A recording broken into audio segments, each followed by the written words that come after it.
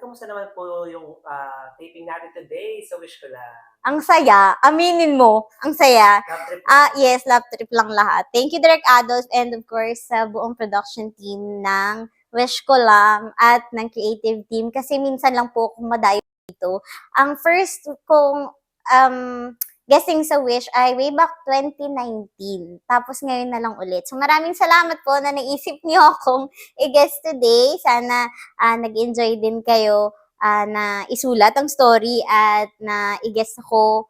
Sana marami po tayong ma-inspire at mataas ang maging ratings. Thank you, guys! Ayan, naalala niyo po ba yung 2019 story? Yes! I was with Rojun and Caprice.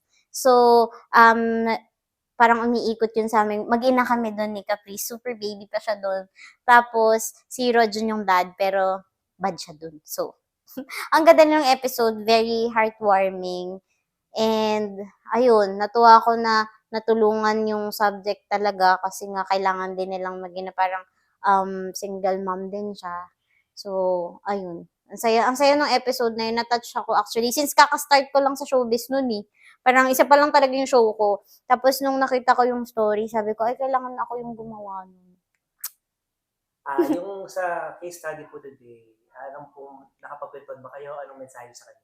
Special actually yung subject sa akin kasi nga sinasalo niya ang mga mabibigat kong scenes. Naging isa siya sa mga double ko sa iba kong teleserye.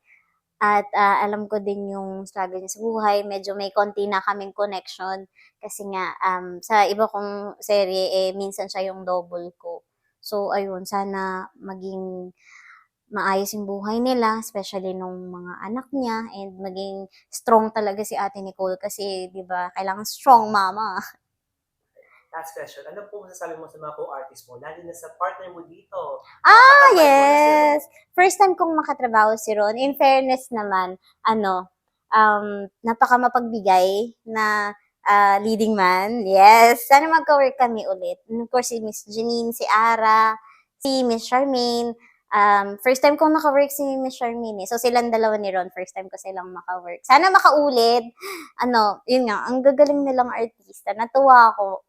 With Ron, natuwa din ako na siya yung, naging leading man ko dito.